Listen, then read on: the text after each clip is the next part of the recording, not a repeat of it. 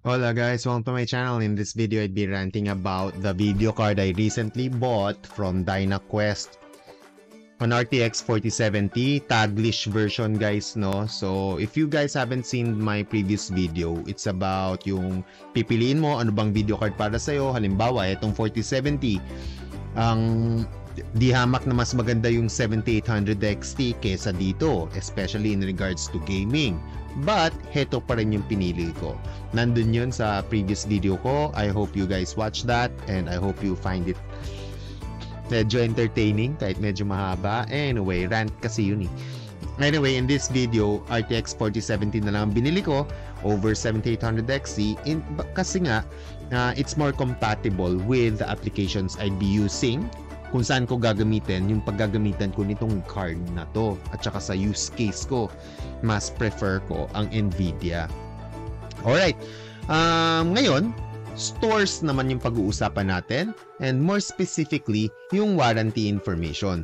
Halimbawa itong RTX 4070 kasi naman DynaQuest, tignan nyo to, ayan lang, yan lang yung nakasulat. It has 100% of lahat naman basta kay ano, 'di ba? Kay Lazada 30 days return. Yes, madali yan, malinaw na tayo diyan. Pero heto yung importante diyan. Kung maayos naman kasi talaga yung item, very unlikely na babalik mo siya 7 days return, 30 days return. Malabo na eh, di ba? Ito nga 30 days pa, yung iba 7 days lang. Pero yung importante talaga dyan, kung okay talaga yung product, yung warranty period, kasi hindi talaga natin maiwasan, bumibigay talaga yung mga components every now and then. Kapag kami malas ka, less than 1 year. Kung malas-malasin ka talaga, more than a year bago siya bumigay. Kung ikukumpara natin siya dito kay IT World, si IT World 3 years local supplier warranty. Di hamak na mas maganda. At angkop pa siya sa warranty coverage ni Asus. Halimbawa, kung pupunta kayo sa Asus website, titignan ninyo yung ano dyan, yung graphics card dyan, it actually gives 3 years warranty coverage. Heto ngayon yon.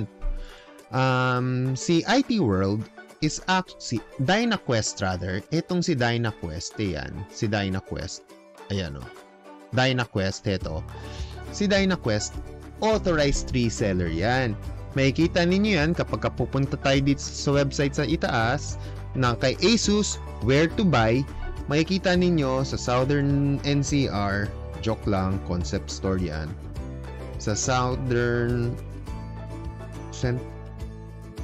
Concept Store, ito, authorized shops, Turbanes. Dito, DynaQuest. Nandyan si DynaQuest. Diyan ko talaga binili. Sa physical store ko binili. Lo and behold guys, tapos na pala ang pandemic. May physical stores na rin palang bukas ngayon. Akala ko online pa rin silang lahat. Joke lang. Last week pa silang bukas, ang alam ko. Anyway, sa physical store ko binili. Kasi, itong 38,000 na yan, nagka 38,995, nagkaroon pa ako ng 350 pesos more discount. So, hindi na masama. Tapos, kaso nga lang, ang mapapaisip nga ako, nag-hesitate talaga ako bumili kay DynaQuest. Kasi papi, ano yan, 39,000, heto, 41, 39, 3,000 pesos yun bro. Yung iba bro, pwede nang bitawan yung 3,000 pesos kasi ano ba naman yung 2 years warranty, di ba?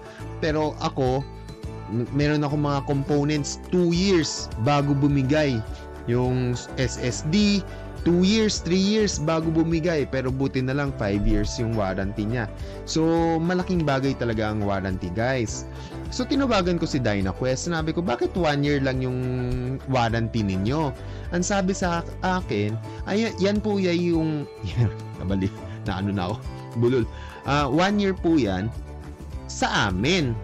Pero kung masira po yan, depende po sa video card, depende po kay Asus kung gaano po yung katagal yung coverage nila, we will have to forward the video card doon sa distributor nila. Mapapatagal nga lang. Pero, suma total, 3 years pa rin ang warranty coverage. Okay, Look, true enough, pagka-receive ko nung video card, ni-register ko siya kay Asus website, 3 years nga talaga yung warranty coverage period, no? So, goods na ako doon. Kaso nga lang, hindi natin ma-deny ang convenience ng ino-offer ni IT World, ni TechServe. Si TechServe, kung minsan, last time I checked, 3 years din yung 4070. Pero, hindi, nung last week, bago ko binili to. Pero for some reason ngayon, 2 years na lang. So, hindi ko alam bakit nagbabago-bago. Pero, hindi natin ma-deny si IT World offers 3 years local supplier warranty. Di hamak na mas convenient. Kaso, sa halagang 3,000, medyo na-hassle lang ako kung dumating yung panahon na kailangan kong isole after 2 years or ipa-repair, ipa-check after 2 years. Medyo hassle. Pero, nakatipid naman akong 3,000 pesos, di ba? So, depende na ngayon sa inyo yun. Tapos, nanginayang lang rin ako dito kay DynaQuest. Di ba, 38,640. 38,640 ko nabili. And as it turns out, kung pupunta kayo dito, sa website to, sa homepage ng Asus Philippines, campaigns and events, kung titignan ninyo yan, under pala si Asus, si DynaQuest, yung video card na binili ko, ito, daming, tatakpan ko na. May, ay, hindi pala kita. Ayan oh, may sticker siya ng Champions Pack. Nagkaroon pa ako ng 800 pesos Steam wallet credits. Hindi na masama kasi most of my games are being bought sa Epic and Steam. So, ang 38,000 ko, 38,640 ko, minus 800. So, I technically bought it for 37,840. US price na, di ba? So, hindi na siya masama. Maganda na, natuwa ako doon na parang I find it sayang kay DynaQuest. Sana i-promote ninyo yan dyan. Para mas ganahan bumili yung mga buyers kasi ito na nga, 1 year local supplier warranty. Tapos wala man lang explanation dito, kailangan ko pa silang i-chat at hindi sila kabilisan mag-chat. Actually, kailangan ko yung video card kahapon. Binili ko ngayon kasi ang bagal nila mag-respond. Anyway, pero okay lang naman. Okay naman kasi sila kasi medyo busy din yung store na yun. Yung nag-chat kasi ako directly sa store, hindi dito sa website. Hindi dito sa Lazada store, no? Nag-chat ako sa direct store. Medyo iilan lang sila doon, naiintindihan ko naman. Kaso kasi minsan mga ibang tao dyan, kung gusto nang gumastos, dapat replyan mo agad kung minsan no? Minsan nakakawala Anyway, comment ko lang yun kay DynaQuest. Pero again, understandable. Iilan lang sila doon. Going back, yung DynaQuest, yung Lazada page ninyo, sayang, ang dami sana. 39,000. 1 year local supplier warranty.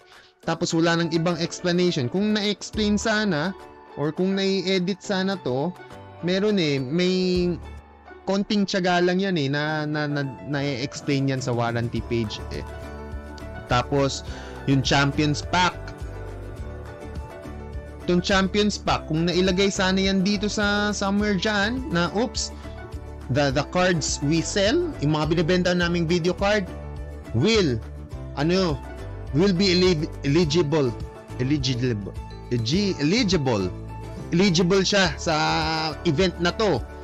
Pwede na, di ba? Tignan mo si IT World Si IT World, most probably wala tong Champions Pack kasi isa lang yung mapipili mo dyan.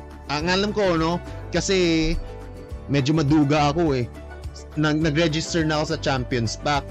Tapos nag-register rin ako sa 1 month free Adobe Creative Cloud. Sinabi sa akin, yung serial number daw ng video card ko is not eligible for that event. So, since si IT World, pinaskill niya yan dyan, so most probably, yung mga serial numbers na binibenta ni IT World will become eligible sa Adobe. More. Medyo luma na kasi yung event na yun Basta, Nandyan yung to. Search na lang nga natin. Adobe Creative Cloud. Yan. Ayan. Yung most probably, yung binibentang video card na, alam mo yun, range of serial numbers ng IT World, eligible kay Adobe.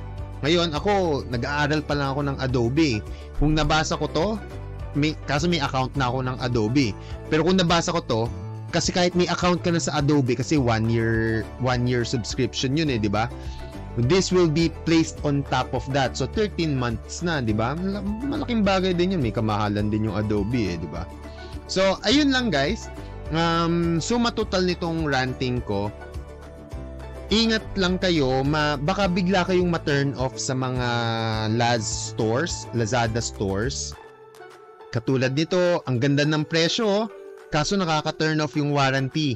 I-chat nyo sila guys, especially kapag yung gusto ninyong component, pinuntahan nyo sa website, pinuntahan ninyo sa ASUS halimbawa, tapos nakita ninyo yung store na pinagbibilan nyo, nakalista dyan, i-contact nyo muna sila, i-clarify nyo lang muna, uy, anong mga events eligible yung bibilin kong component sa inyo, ano ang warranty, paano ang pag-claim, paano ang pag-RMA ng component sa inyo, anong aasahan ko sa inyo. Sasagutin naman nila hindi ko lang alam, hindi ko pa sila nakachat sa Lazada kung mabilis sila mag-respond dito.